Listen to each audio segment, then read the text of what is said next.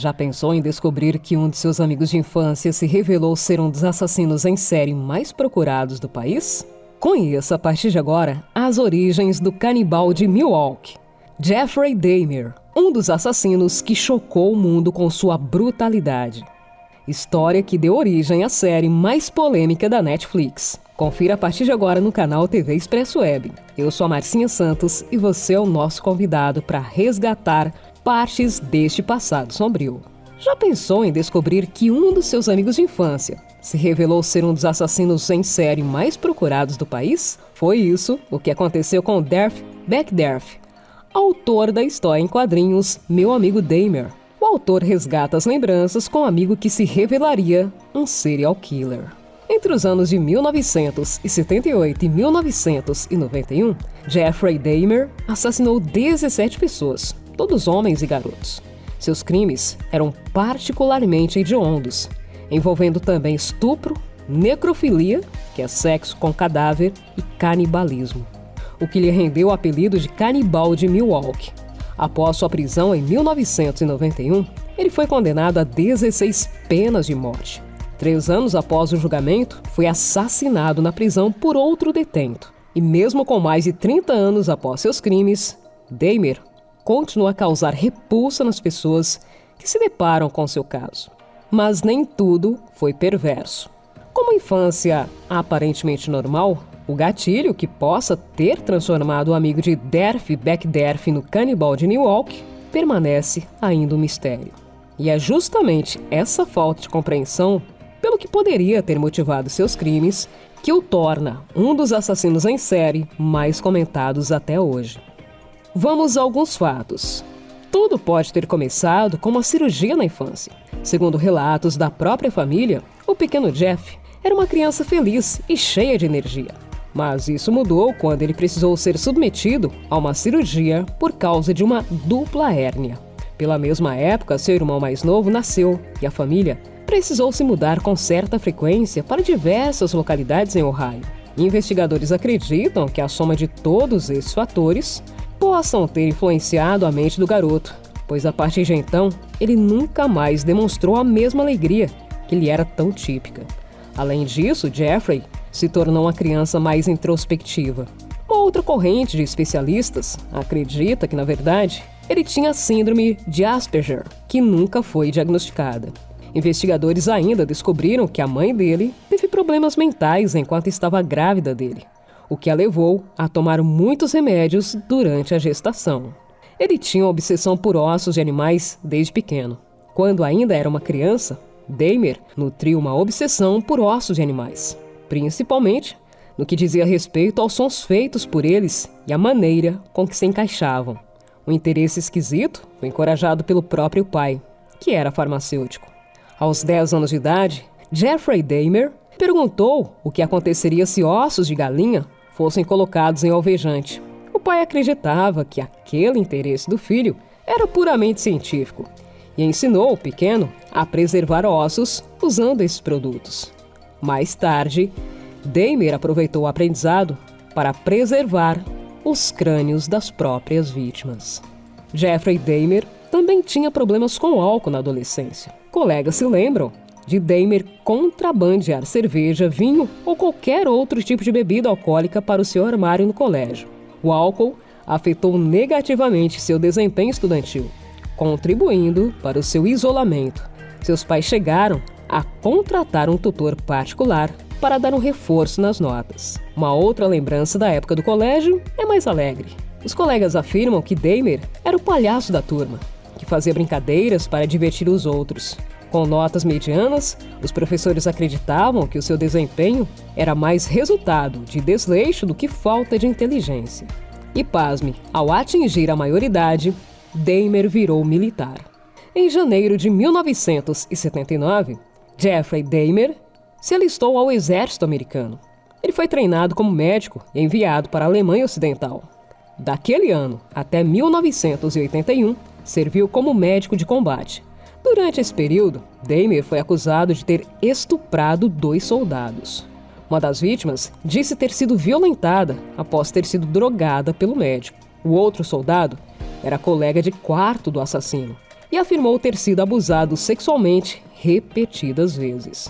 Tudo isso, somado ao seu alcoolismo, fez com que ele tivesse sido considerado inapto para o serviço militar e enviado de volta aos Estados Unidos.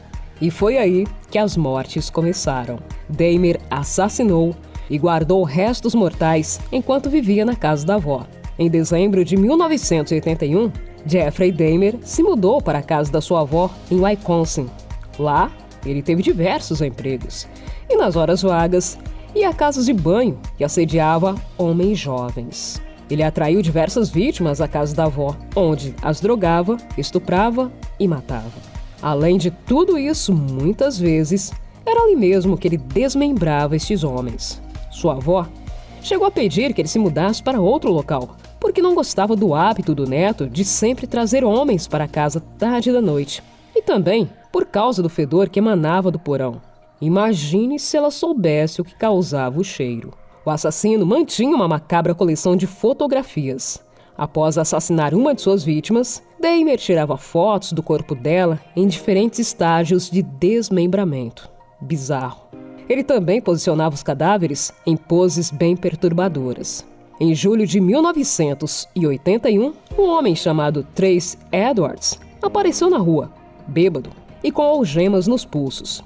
Ele falou aos policiais que um cara estranho havia feito isso com ele, o que levou os agentes a darem uma olhada no apartamento de Jeffrey Dahmer. E foi aí que o horror veio à tona. Um deles encontrou a doentia coleção de fotografias e decidiu investigar um pouco mais, descobrindo o congelador dos horrores do assassino, com diversas partes corporais sendo conservadas. Ele estava montando um altar com as caveiras de suas vítimas quando foi pego. Jeffrey Dahmer foi pego quando sua 18ª vítima fugiu do seu apartamento em Milwaukee e procurou a polícia. Quando chegaram ao local, a polícia se deparou com a cena no mínimo macabra. Torsos sendo dissolvidos em um barril industrial cheio de ácido, restos mortais guardados no congelador, 2 esqueletos completos e caveiras branqueadas no armário. Segundo o próprio assassino contou à polícia, os planos do assassino envolviam construir um altar repleto de caveiras e ossos. O projeto do macabro altar ainda envolvia uma cadeira de couro preto, onde Dahmer se sentaria. Ele disse que a estrutura serviria como um lugar onde ele pudesse se sentir em casa. Dahmer conduzia também experimentos em suas vítimas. Durante as investigações do caso, foi descoberto que o assassino conduzia experimentos em alguns dos cadáveres das vítimas. Isso incluía lobotomias e aplicações de fluidos nos crânios, enquanto elas ainda estavam vivas. Ele injetava ácido muriático para ver se conseguia mantê-las sob seu domínio. Jeffrey Dahmer confessou ter violado alguns dos cadáveres e também ter preservado o coração de um homem para devorá-lo mais tarde. Segundo o psiquiatra forense envolvido no caso, o Dr. Frederick Fosdahl, os assassinatos não costumavam ser brutais, mas eram profundamente relacionados ao controle que o serial killer queria ter sobre suas vítimas. O médico também não encontrou nada que corroborasse com a alegação de insanidade de Dahmer. Para Fosdahl, estava evidente que ele sabia que seus crimes eram malignos e escolheu conduzi-los da mesma forma. Assassino sem piedade, espancado até a morte. Em 28 de novembro de 1994, Dahmer foi escalado para um trabalho com outros 2 detentos no Instituto Correcional de Columbia, Wisconsin, onde estava preso. Sem supervisão dos guardas, o detento Christopher Scaver começou a questionar Jeffrey Dahmer sobre seus crimes contra afro-americanos, que formavam a maioria das vítimas do canibal de Milwaukee. A discussão resultou em Scaver espancando Dahmer até a morte com uma barra de aço no equipamento da academia da prisão. Ele também atacou o outro detento presente, Jesse Anderson, que morreu 2 dias depois. Scaver passou 16 anos na solitária pelos crimes e alegou que matou Dahmer porque ele provocava e insultava os detentos. A recente série da Netflix, retratando esta história macabra, tem sido alvo de críticas por parte dos familiares das vítimas, por ressuscitar lembranças dolorosas e ter reaberto feridas antigas que as pessoas queriam esquecer ou deixar enterradas no esquecimento, assim como o assassino.